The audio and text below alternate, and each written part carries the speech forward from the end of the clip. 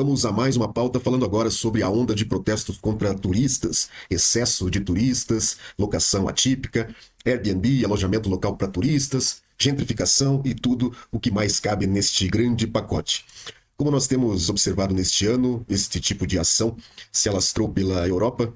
Veja as notícias: Barcelona, Berlim, Portugal, Espanha, Itália, enfim, vários pontos do mundo.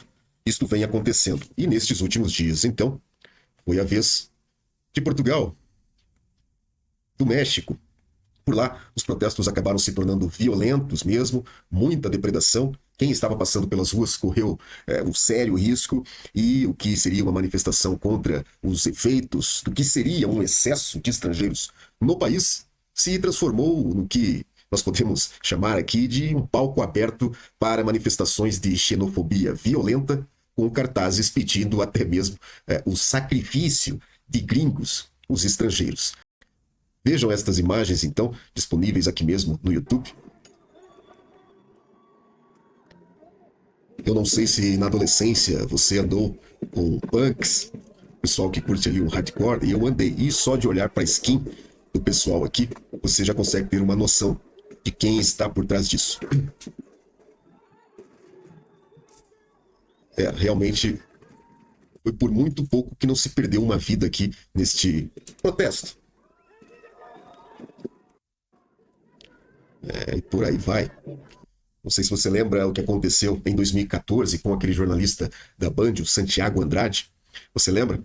Procure saber. Então, embora claro, o alvo desses ataques aqui, dessas manifestações, em princípio, seriam os americanos, por conta aí das tensões com os Estados Unidos e o governo Trump, e os europeus. Também a verdade é que as palavras de ordem e a violência desse episódio foi dirigida aos estrangeiros em geral, os imigrantes e turistas, né? Enfim, tudo se misturou lá no México numa grande bagunça, numa grande violência, numa grande violação de direitos das pessoas que por ali estavam, e ali o ser humano, enfim, pôde expressar todo o seu lado mais animalesco e resistente à civilização.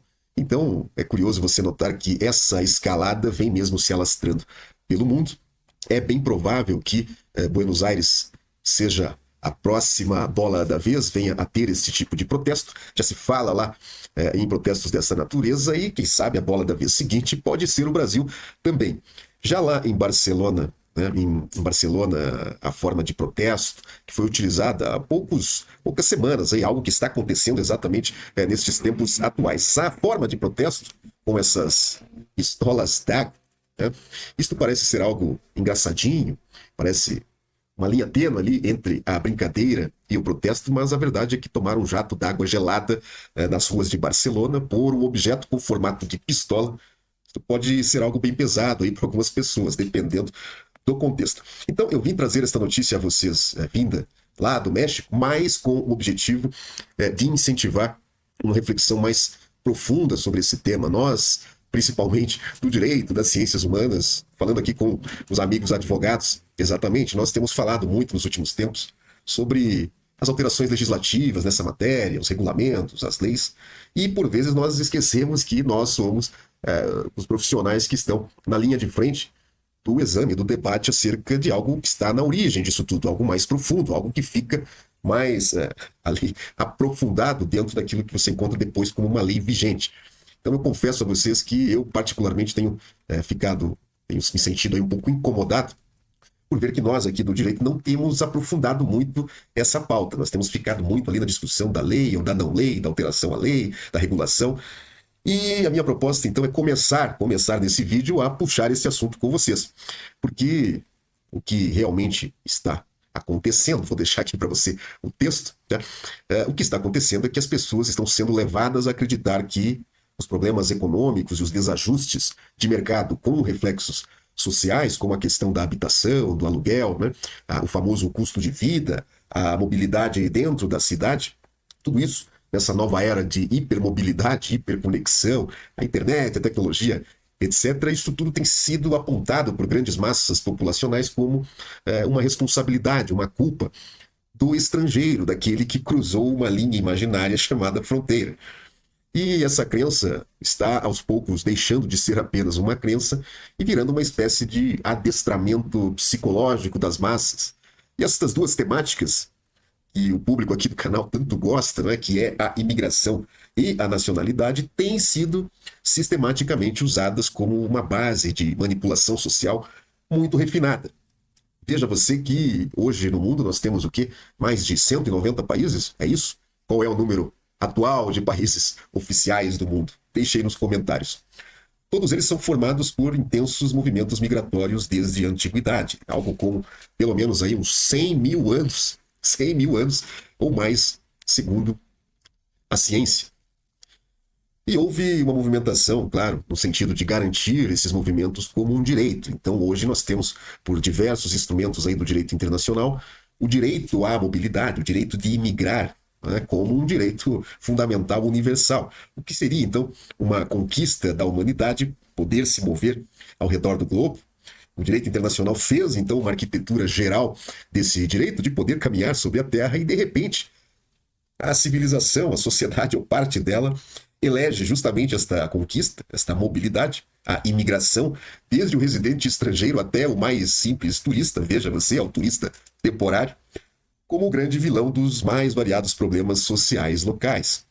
E o cenário, como você pode ver, é bem claro. Há um jogo de ganha-ganha do chamado sistema, o Estado e os interesses mais obscuros por trás desses grandes guarda-chuvas aí do poder, destes movimentos. É curioso observar, por exemplo, como em momentos de crise, o cidadão comum deixa de identificar, então, o Estado, principal responsável pela gestão de políticas, né? Habitação, emprego, mobilidade, infraestrutura urbana, e passa a projetar esta culpa no estrangeiro. Então, o gringo, como dizem lá no México, vira o inimigo mais imediato, a linha de frente do ódio, né? O culpado mais acessível, afinal ele está andando ali pelas ruas, né? Você pode atingi-lo com um jato d'água. Do outro lado, o estrangeiro também, ele passa a enxergar o local como hostil, preconceituoso, injusto, xenófobo, até um aproveitador. Afinal, esse estrangeiro está deixando dinheiro ali para aquele mercado local. Cria-se, então, um fogo cruzado artificial, enquanto o verdadeiro ou os verdadeiros arquitetos da desordem, o Estado e os grupos ali que com ele se beneficiam naquelas relações promíscuas, né? A gente não pode dar muitos detalhes mais aqui também por falar disso em vídeos no YouTube, né, sob pena de ter que investir alguns meses, anos da vida em defesa, em processo judicial, mas o fato é que há grupos aí que permanecem intocados, muitas vezes até ganhando com o conflito, não só financeiramente, como em poder. Então, este fenômeno é visível em diversos lugares. Em Portugal a gente tem visto aí crescer, né?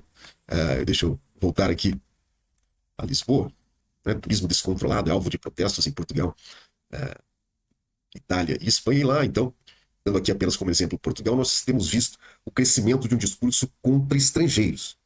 Não só imigrantes, o residente, aquele que vai para obter um título de residência, mas até mesmo ao turista, quem dirá então o tal nômade digital. Mas então cresce um discurso contra estrangeiros, como se eles fossem os responsáveis pelo colapso habitacional, pela precariedade dos serviços públicos.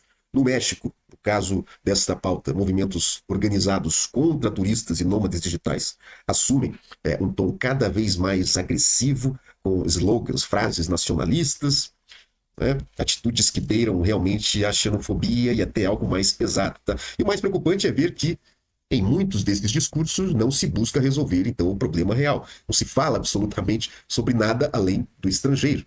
O problema estrutural, o problema político fica abafado, uma cortina de fumaça é posta sobre a pauta e revela-se ali uma falsa dicotomia, o nós contra eles, enquanto isso os grupos que manipulam essa briga estão de longe dando as suas gargalhadas. É legítima aqui, por falar em Portugal, considero absolutamente legítima a representatividade democrática de André Ventura, como Chega, mas vamos ser honestos. Num debate parlamentar, quando ele expõe nomes de crianças com origem estrangeira, né, para criar ali uma espécie de chamamento a um protesto, a uma xenofobia velada, né, uma espécie de ataque político, nós começamos a perceber que estas manifestações têm sido cada vez mais abertas, né, instiga-se o medo e fomenta-se, então, uma divisão social com base na origem. Então, enquanto muitos cidadãos se distraem com esse jogo de acusação mútua, o Estado segue operando com conveniência. Então, em Malta, ali, nós já falamos, a nacionalidade é oferecida em troca de investimento. Na Espanha, agora, milhões vão ser regularizados, quase também em decisões políticas repentinas, o novo regulamento lá da imigração. Portugal fazendo mudanças agora, a Alemanha abriu as regras de nacionalidade, agora pensa em fechar. Nos Estados Unidos, o presidente que tenta, por decreto, fazer uma alteração, uma regra de cidadania centenária, não é? Então são políticas repentinas e muitas vezes pouco transparentes. No fundo, o próprio Estado, o grande sistema, ele joga com as fronteiras conforme lhe convém. Então abre-se daqui, fecha-se dali, e há interesses em jogo, há lobbies por trás de tudo isso, né? Aliás, será que, mudando de assunto aqui, será que a cidadania para judeus sefarditas vai deixar de existir mesmo em Portugal? Como estão as negociações em torno disso, né? Voltando. Então, ironicamente, tudo isso acontece num mundo em que as pessoas, neste exato momento, estão usando um aparelho conectado à internet, fabricado com componentes, tecnologia e mão de obra de dezenas de países, pessoas de tantas e tantas nacionalidades, tantos continentes. Somos independentes, mas às vezes nos fazemos de sonsos, né, de bobo, e fingimos que estamos isolados em 190 e poucas caixinhas chamadas países, e nos apegamos ali àquela bandeira, àquela seleção de futebol, àquele local, né? E defendemos os nossos muros enquanto nos alimentamos de redes e cadeias globais. Então essa ilusão de que o problema é o estrangeiro ao lado e não a estrutura disfuncional que nos governa, a figura obsoleta hoje do Estado, esse é o combustível, né, ideal para manter tudo como mais ou menos está, confuso, polarizado e, acima de tudo, controlado. E é curioso também que a gente aprendeu na escola, né, que na antiguidade havia o nomadismo, né? E hoje nós temos justamente a figura do nômade digital como sendo alvo destes protestos tão violentos. Então, eu trouxe aqui uma pauta apenas para inaugurar esse espaço. Eu pretendo, em outros vídeos, falar mais sobre o que pode estar na origem desse processo humano de se rebelar contra o estrangeiro e ver no núcleo de poder do seu Estado um ente mais imune, mais isento de responsabilidades. Então, eu pretendo trazer aqui algumas ideias a vocês e faço indicação aqui de alguma leitura, né? A Sociedade Aberta e Seus Inimigos, de Karl Popper, ali. Você vai encontrar algumas referências para os nossos próximos debates. Temos a Anatomia do Estado, também, de Murray Rothbard. Aqui, 2 livros que estão abertos aqui no Google, você encontra o PDF, então, e pode aprofundar um pouco nesse tema. E a pergunta, então, será que o mundo precisou se dividir em tantas fronteiras para depois entrar num processo de autodestruição, de isolamento? Ou será o contrário? Será que tudo isso vai gerar ainda mais abertura? No que você apostaria hoje numa boa casa de apostas aí? Para qual resultado você apostaria? Mas será que nós fomos predestinados a ficar enclausurados aí nas fronteiras? E se a nossa estadia em um determinado lugar for bagunçar, né, o preço dos aluguéis, então nós merecemos um jato d'água? Ou quem sabe um coquetel Molotov lá nas ruas da Cidade do México? Que tal? Que tal assim? O que você prefere? Eu digo que isto, abrindo um parêntese aqui, né, meus caros, nós estamos iniciando uma discussão profunda sobre essa coisa toda, mas digo a vocês, não subestime esse tipo de ato violento, tá? Lembre-se do caso Santiago e tantos outros que nós temos aí pelo mundo. Proteja-se, evite estar nesse tipo de ambiente, porque são pichações em inglês, né, faixas aí com aquela estética padronizada. Temos os punks aqui, temos cartazes com slogans de comunicação profissional, ações coordenadas internacionalmente e, embora haja aqui uma sutileza entre os protestos de Berlim, por exemplo, de Barcelona, confrontados aqui com a situação do México, o fato é que temos aqui uma fonte bem próspera aqui para grandes conflitos, grandes confusões.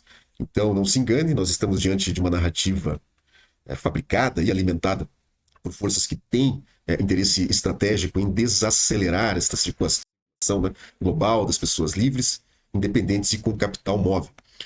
E é verdade que esses protestos acabam nunca sendo dirigidos aí àqueles cruzeiros, né, ou aos congressos globais da elite financeira e do poder mundial, que é financiada por muitos pesados impostos. Então, trabalhe para pagar impostos, para alimentar essa estrutura que nos divide, estrutura que coloca o estrangeiro como um grande vilão.